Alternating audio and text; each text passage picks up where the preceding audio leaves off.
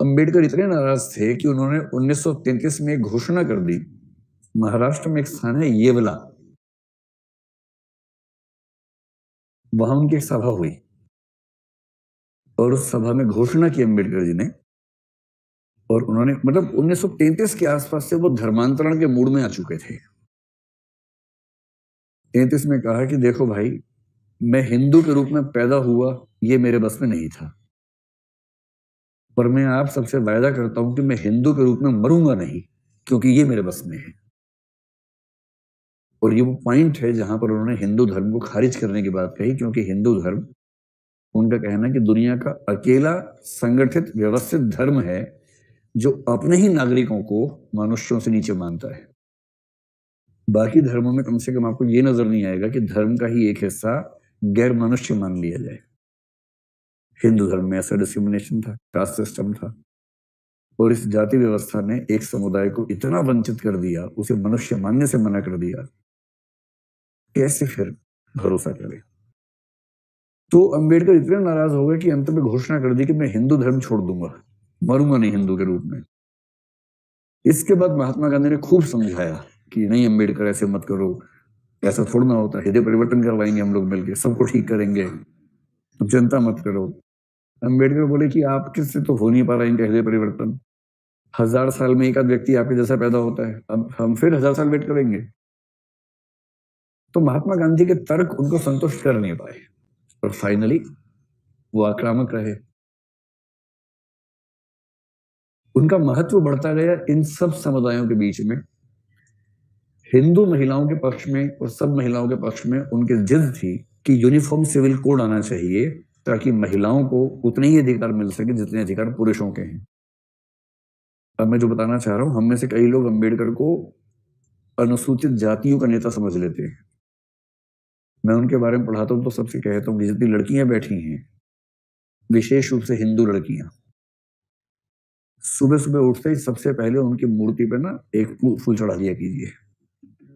अगर अंबेडकर ना होते तो आज आप यहां ना होती, घर में चूल्हा चौका कर रही होती।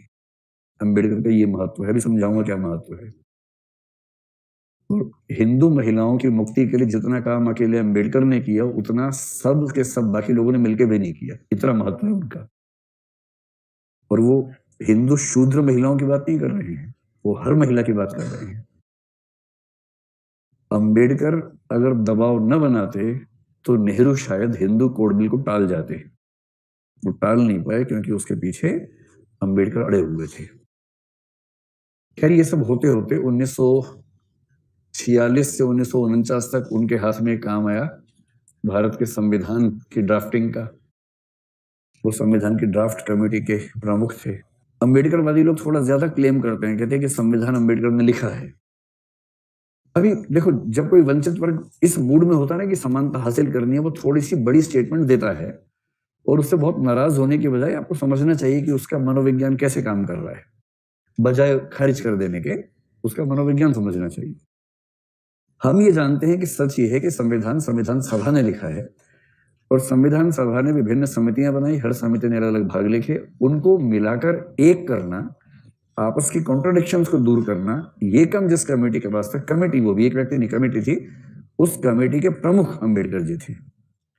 और पूरी संविधान सभा में एक ही व्यक्ति, संविधान सभा में क्या, वो संविधान सभा का सलाहकार था, संविधान सभा का हिस्सा नहीं था। BN राव का नाम सुना होगा आपने। पूरी उस सभा या सभा के सलाहकारों में एक व्यक्ति था जो अंबेडकर के आसपास कहीं टिकता था संविधान की समझ में, कानून की समझ में, वो BN राव थे। और BN राव ने हमारे संविधान की दिशा तय करने में बड़ी भूमिका निभाई, अंबेडकर ने भी निभाई। और क्योंकि संविधान अंबेडकर के हाथ में था, और क्योंकि महात्मा गांधी की इस प्रोसेस के बीच में मृत्यु हो गई थी, अंबेडकर ने कुछ कमाल तो संविधान में कर दिया। मूल अधिकारों में सबसे पहले 14 से 18 तक कौन सा अधिकार आया? सबसे पहले समानता का अधिकार। अगर उदारवादियों की चलती, पहले स्वतंत्रता का आता, फिर समानता का आता, पहले कौन सा आया, ये बड़ा महत्वपूर्ण है। और समानता के अधिकार की बात करते हुए अगर आप आर्टिकल 15 को पढ़ेंगे तो उसमें स्पष्ट रूप से लिखा है, कुएं, मंदिर आदि उन सब पे सबकी एंट्री उपलब्ध होगी। आप समझ सकते हैं कि उसके पीछे का भाव क्या है, दर्द क्या है। आर्टिकल 17 सीधे सीधे इसीलिए है, अस्पृश्यताकांत किया जाता है। महात्मा गांधी ने खूब कहा कि पंचायती राज को महत्व देना, पंचायती राज को महत्व देना। बीच में चिट्ठी लिखते थे संविधान सभा को। महात्मा गांधी बड़े आदमी थे, संविधान सभा तो बच्चे बैठे हुए थे, तो संविधान सभा का हिस्सा नहीं बने महात्मा गांधी। बोले तो बच्चे, मैं क्या करूंगा इसमें आके। तो बच्चे लोग संविधान बना रहे थे। महात्मा गांधी को पता लगा कि ये लोग पंचायती राज पे ध्यान नहीं दे रहे हैं। एक चिट्ठी लिख दी कि मुझे पता चल रहा है कि आप लोग पंचायती राज पे कम ध्यान दे रहे हैं, मेरी सलाह है कि उस पर ध्यान ज्यादा दें। भाव ये था कि वरना मैं अंडरस्टैंड कर दूंगा, ध्यान रखना। और गांधी जी अगर संविधान सभा के खिलाफ अनशन पे बैठ जाते, संविधान सभा की क्या हैसियत थी उनके सामने, सब पिट जाते हो किस दिन। तो सबने कहा नहीं हम ध्यान देंगे, ध्यान देंगे। फिर महात्मा गांधी का देहावसान हो गया। अंबेडकर पंचायती राज के घोर विरोधी थे। उनको अच्छे से पता था कि पंचायत के नाम पे जो दबंगई होती है गांव के अंदर, वो सवर्ण पुरुषों की ही होती है। अगर आपने अपने गांव की पंचायत देखी हो, एक तो जो पंचायत अभी बनती है 73rd 74th अमेंडमेंट के तहत, 73rd के तहत, उसमें तो आरक्षण हो गया थोड़ा बहुत। आरक्षण के बाद भी स्थिति क्या है हमें पता ही है अच्छे तरीके से, है ना। आरक्षण के बाद भी क्या हालत है पता है। उस आरक्षण से पहले की पंचायतों को याद कीजिए, जिसके लिए प्रेमचंद पंच परमेश्वर लिखे गए थे। उन पंचायतों में कभी कोई औरत दिखी आप लोगों को, या हमेशा पुरुष ही दिखते हैं वहां पर? सारे के सारे सवर्ण बुढ़े पुरुष इकट्ठे हो जाते हैं। 3 शर्तें हैं उसमें होने की, सवर्ण होना, बुढ़ा होना, पुरुष होना। और अगर गांव के सवर्ण बुढ़े पुरुष सारे फैसले करेंगे तो समझ सकते हैं कि जो अवर्ण है उनके पक्ष में नहीं होगा, महिलाओं की भागीदारी होगी नहीं उसमें, और नवाचार की संभावना खत्म, सारे बुढ़े बैठे हैं। ऋषि अंबेडकर ने कहा कि असली अन्याय गांवों में होता है, और यदि ग्रामीण समाज को अन्याय से मुक्त करना है तो पंचायती राज को सबसे पहले खारिज करना होगा।